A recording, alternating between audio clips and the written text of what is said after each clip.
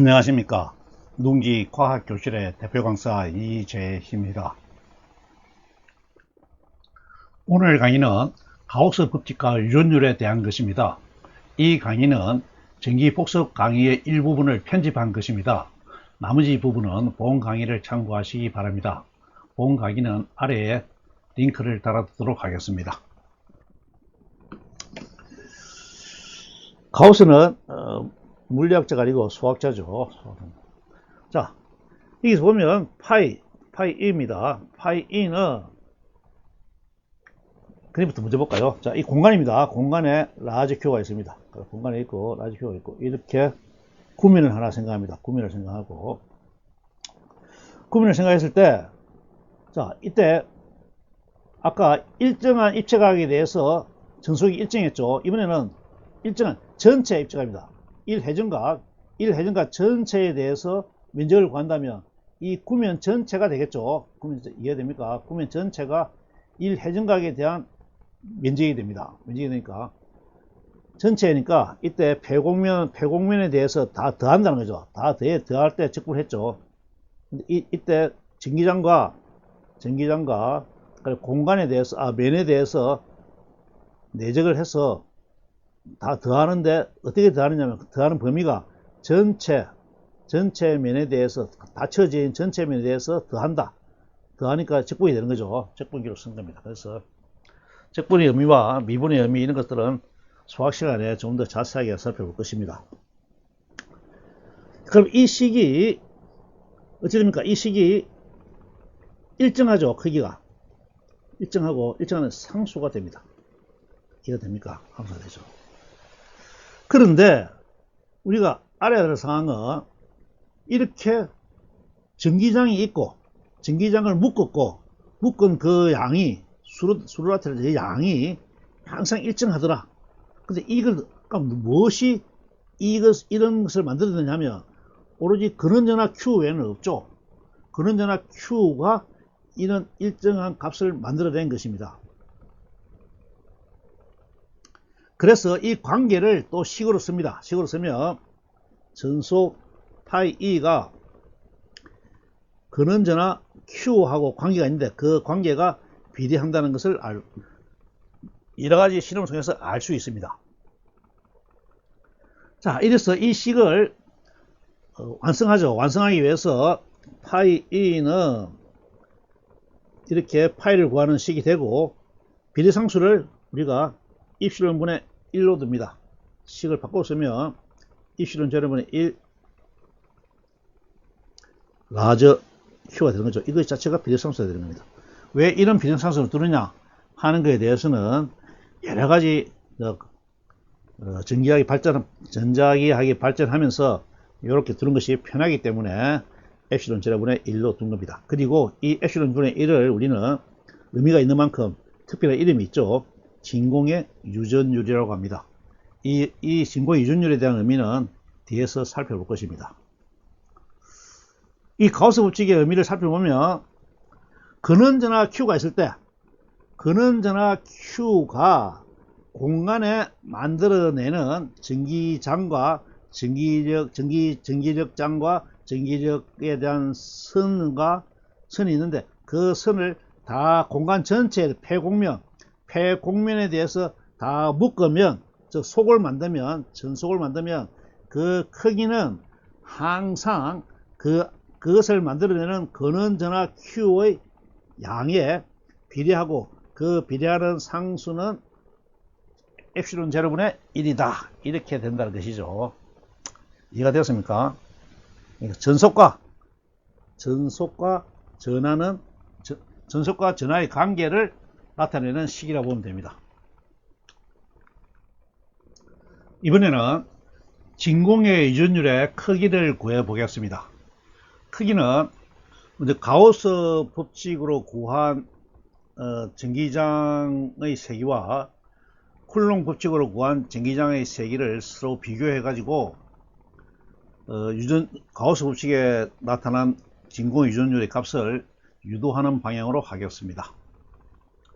먼저 진공의 유전율을 말로 표현해 보면 진공이 진공이 근원전화 Q가 만드는 전기장의 크기를 유도하는 비율이다 이렇게 되는 거죠. 유전율이니까 전기장을 유도하는 비율이다 이런 뜻이 되겠습니다.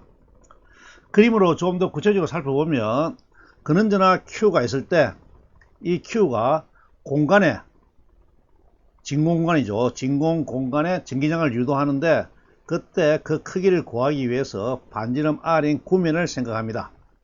그러면 각 구면에 있는 전기장의 크기 ER은 모든 점에서 구면에 있는 모든 점에서 크기가 같겠죠.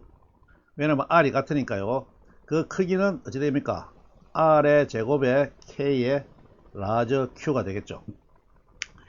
이것을 수식으로 쓰면 전기장 R에서의 전기장 ER은 각 점에서의 전기장의 세기가 같기 때문에 절대치 E를 쓰고 그 전기장의 방향은 법선 방향이니까 단위 벡터 R을 표현합니다. 그러면 이 두 개는 같은 식이 되는 거죠. 그리고 그 크기 값은 R제곱분의 KQ의 단위 벡터 R이 되겠습니다. 자, 전기장의 크기를 구했으니까 이제 가우스 법칙을 적용해서 전속을 구해 보겠습니다. 그러면 구면 전체에 대해서 전속을 구할 것이기 때문에 인테그랄 폐곡면 S에 대해서 전기장 세기 구했죠. 전기장의 세기 ER 절대치 크기의 단위 벡터 R을 가지고 면적에 대해서 전속을 구해야 되니까 전체 면적에 대해서 내적을 합니다. 그리고 이때 이 값이 항상 일정한 값이 나오게 되는데 상수가 나오죠. 그 상수의 크기와 근원전화 Q 사이에는 엡실론 분의 1의 비례관계가 성립한다. 이렇게 되어 있는 것이죠. 자, 이제부터는 수학으로 계산하면 됩니다. 전기장의 세기 E가 일정하므로 적분 기호 밖으로 나올 수가 있죠. 그래서 밖으로 벗어내고 남는 비적분 수식은 단위 벡터 R의 면적 벡터 DS입니다. 그런데 단위 벡터 R과 어떤 미세 부분의 면적 벡터는 같은 방향으로 법선 방향이 되죠. 그래서 이 사이가 코사인 세타 값은 1이 됩니다. 세타 0이니까요. 따라서 R은 1이고 R은 1이기 때문에 생각할 필요 없고, 그러면 DS 면적만 다 더하면 되죠. 구면에 대한 면적을 더하면 뭐가 됩니까? 4파이 R 제곱이 됩니다. 그래서 자변의 계산식은 전기장 E의 크기 곱하기 구면 면적 4파이 R 제곱이 되는데, 이 상수죠. 이 값이 우변 근원전화 Q의 엡실론 분의 1의 비례값과 같아. 이런 식이 구할 수 있습니다. 여기까지 이해됐죠? 앞에서 구한 식 전기장의 세기 곱하기 4파이 R 제곱은 엡실론 제로분의 Q다 하는 식에서 시작하겠습니다. 4파이 R 제곱을 이항하면 E는 4파이 R 제곱분의 1 엡실론 제로분의 Q가 됩니다. R 제곱을 뒤로 보내면 4파이 엡실론 제로분의 1 R 제곱분의 Q가 되는데, 이것이 이 식이 가우스 법칙을 적용해서 구한 전기장의 세기가 되죠. 이 세기를 쿨롱 법칙으로 구한 전기장의 세기와 같으니까 쿨롱 법칙으로 구한 전기장의 세기는 K R 제곱분의 Q가 됩니다. 물론 R 제곱분의 KQ인데 K를 앞으로 뺀 것이죠. 이 두 개가 같기 때문에 두 값을 비교해 보겠습니다. 그러면 R 제곱분의 Q와 R 제곱분의 Q가 같이 있죠. 그리고 나머지는 K와 4파이 엡실론 제로분의 1이 남습니다. 그리고 R 제곱분의 Q가 0이 아니므로 나눌 수가 있고, 약분했다 합시다. 약분해버리면 남는 것은 K 이꼴 4파이 엡실론 제로분의 1이 됩니다. 이 식을 정리하면 K는 4파이 엡실론 분의 1인데, 이 K 쿨롱 상수의 값이 9 곱하기 9.0 곱하기 10의 9승이라는 것은 앞에서 살펴보았습니다. 그래서 우리는 지금 현재 엡실론 제로의 값을 구하는 것이 목적이니까 엡실론 제로를 이항하면 엡실론 제로는 이래 되죠. 엡실론 제로는 4파이 K분의 1이 됩니다. 그렇죠. 이 식을 계산하면 이 K 대신에 9.0 곱하기 10의 구성을 대입해서 계산하면 8.85 4187 곱하기 10의 마이너스 12승이 되는 것이죠. 이 스케일이 마이너스 10의 마이너스 12승이라는 것 정도 감을 가지고 갑시다. 여기까지 이해됐습니까? 이렇게 이런 관형을 구해서 엡실론 제로 진공의 유전율을 구하는 이유는 전자기 강의 뒤에 가면 우리가 전자기 파의 속도를 계산합니다. 그 속도를 계산할 때 엡실론 제로와 자기의 투자율을 사용하게 되는데 그때 쓰기 위해서 미리 구해놨다 보면 됩니다. 여기까지 잘 따라왔죠? 이번에는 일반 유전율을 살펴보겠습니다. 유전율의 영어 표현이 여기 나와 있죠.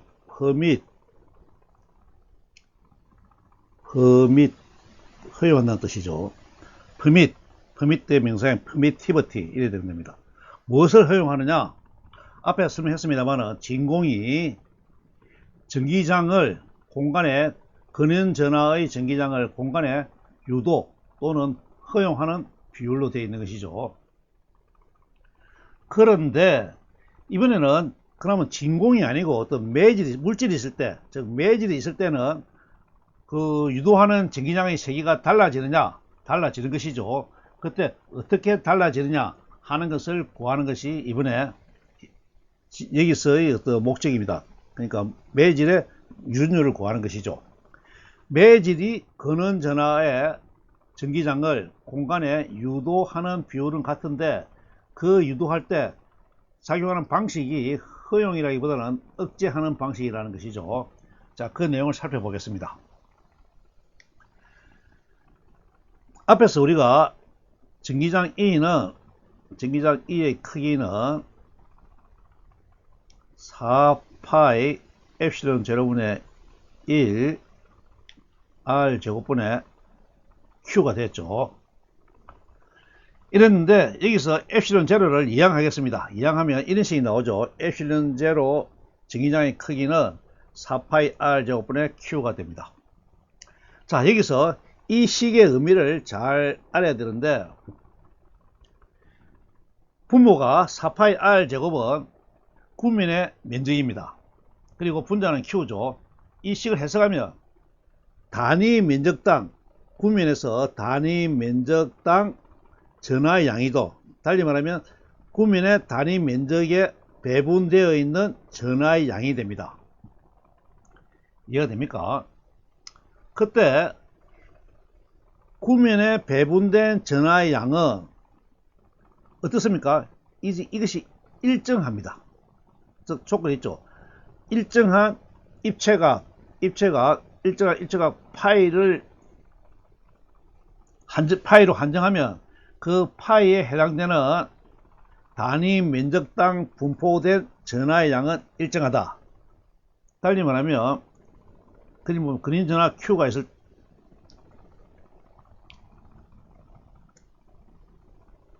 그런 전하 Q가 있을 때 이 Q가 공간에 전기장을 뿜어내죠. 뿜어내는데 이때 이 식은 표면에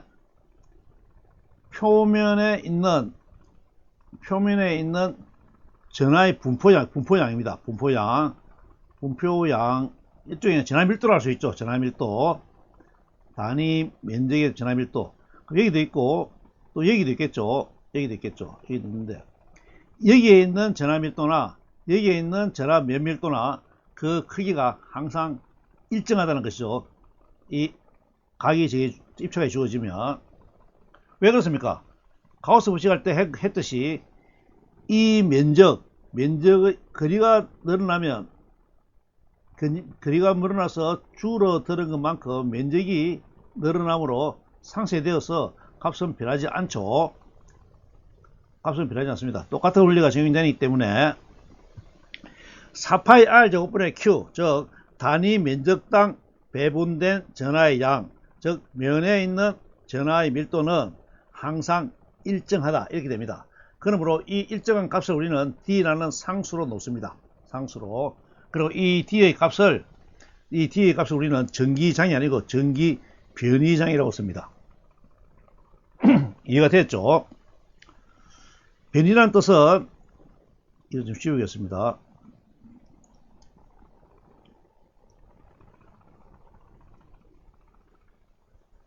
변이라는 뜻은 영어로 하면 displacement입니다. displacement.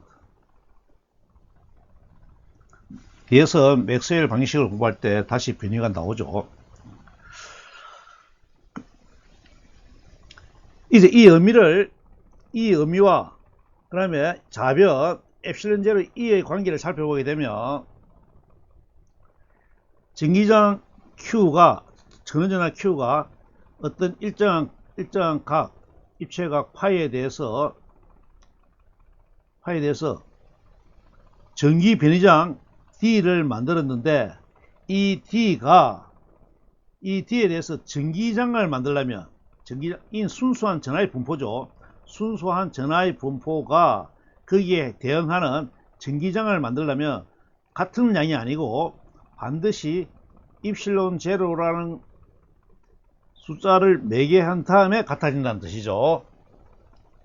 이해가 됩니까? 그래서 D는 순수한 전하의 분포량, E는 이 전하의 분포에 대해서 전기력이 작용되는 크기. 그렇게 했을 때 같지 않고 그 앞에는 진공의 유전율이 매개해야 된다 하는 뜻이 됩니다. 이해가 되나요? 자, 그러면 여기서 진공이 아니고 물질이 있다, 즉 매질이 있다 할 때는 매질이 있으면 진공이는 이렇게 했는데 매질이 있을 때는 이 엡실론 제로가 어떻게 바뀔 것인가? 이때 매질의 유전율은 우리가 0을 떼고 일반 엡실론을 씁니다. 그러면 매질의 유전율이 되는 거죠. 해당 매질마다. 그러면 매질이 바뀔 때마다 이 엡실론의 값도 바뀌겠죠. 그런 경우에 우리가 진공의 유전율과 물질의 유전율 사이의 비를 구할 수 있습니다. 진공의 유전율에 대하여 물질의 유전율을 비값을 구하게 되면 그것이 엡실론 R로 씁니다. 엡실론 R로. 이때 엡실론 R을 우리는 비유전율이라고 하는데, 이때 B는 이 R은 relative 이래 되죠. relative. 비교한다는 뜻인데, ratio라는 이해를 해도 별 차이는 없습니다. 그런데 이 중요한 것은 실험에서 나타난 거지만은 이 비유전율의 값이 항상 1보다 큽니다. 달리 말하면 진공 상태에서 중간에 매질을 넣게 되면 그 매질이 만들어내는 비유전율이 1보다 크다. 달리 말하면 이것이 진공보다 큰 거죠.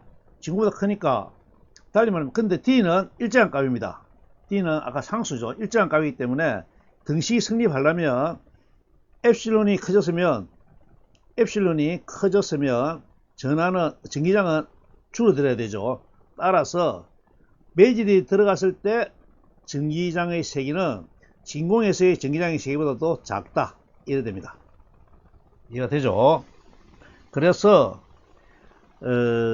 우리가 매질이 있을 때는 유전율이 가지는 기능이 전기장을 유도하는데 더 작게 유도한다, 즉 억제하는 방향으로 유도한다고 이해할 수 있습니다. 여기까지 잘 이해가 됐나요? 중요한 것은 전기 변이장의 세기가 일정하다는 것입니다. 그리고 일정한 전기 변이장이 힘을 작용하는 전기장을 만들 때 매개하는 변수가 유전율이다. 그리고 이 유전율이 물질인 경우에는 진공보다는 더 커지고, 따라서 전기장의 세기는 그만큼 대응하여 작아진다 하는 성질이 있다는 것입니다. 이 식은 2항에서 푸는 거니까 특별한 의미는 없죠. 잘 이해됐나요? 그럼 오늘 강의는 이것으로 마치겠습니다. 감사합니다.